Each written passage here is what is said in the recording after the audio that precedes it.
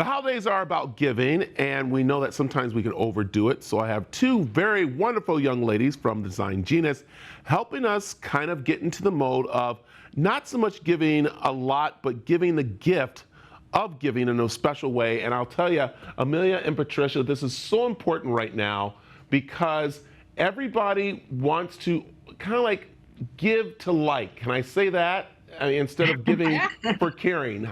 Am I saying it the right way?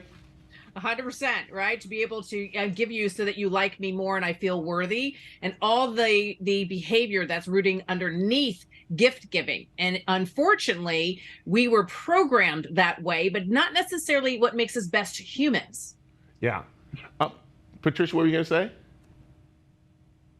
Well, gift giving's become so transactional. And if we think about our kids, starting in preschool, we spend our weekends going from one birthday party to the next, exchanging $10 gifts back and forth. And many of us, me included, have pulled into a Walmart or a Target on the way to a birthday party, picked up a gift, thrown it in a bag, and given it to a child. But we pass this message on to our kids that there's no meaning attached to the gift, that we're just exchanging items back and forth. And so what happens with that, Brad, is that we condition people that love is transactional. Then as we become adults and we start getting into adult relationship and somebody is healthy and actually wants to lean into us to get to know us, actually the meaning and the value that we bring, we kick in our fight or flight to go, wait a minute, what are you trying to do? Get to know me? Well, you're supposed to just buy me something. And so we want to really take a look at the gift giving to say, really, don't we want to groom the meaning into the gift? And so we've got a game for you on how we can actually do that in this holiday season. I like this. And you said something that's so important there. Get to know the person. That's what is there. And even our own family members, we need to get back to knowing them because we have been separated. We are coming back together. And when we do the shopping, again, there's no meaning to it. We go, well, you know, we'll buy them that big, expensive gift, and they don't even want it at times. So what is this that you've shown us to get back to that? So the way that we be able to teach this is to make a list of the things that you want, right? So 5 things that you actually want.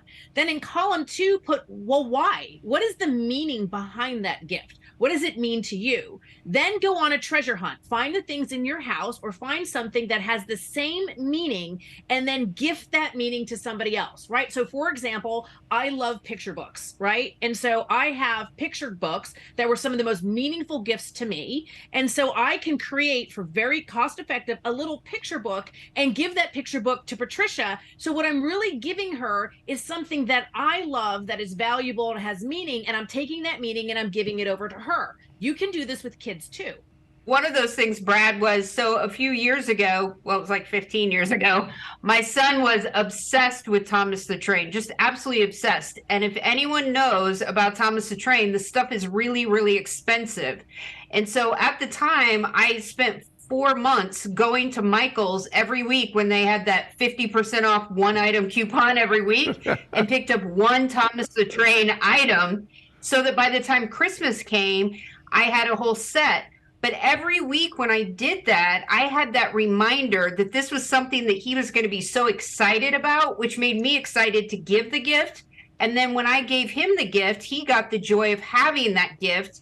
And then when he outgrew Thomas the Train, we asked him to find somebody who he knew who would appreciate it as much as he did. And that was his young cousin.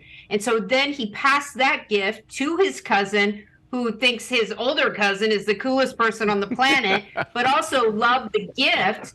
And so once again, my son got the value and the joy of it both times when he received it, but then even probably more when he actually passed it on to somebody else. Yeah. And now so you're building teach that to our kids. Yeah. Now you're building healthy connections and bonding. And that is what so many of us are missing, is the ability to connect in a way that actually has meaning, not connecting based on transactions. And for our younger people, they're so swipe left, swipe right. It's become very transactional, and yet they're so empty in their relationship. So let's go back and start putting real meaning into the gift. And this holiday season is a perfect time to practice. I love it. Okay, ladies, where can they find information about everything you're talking about?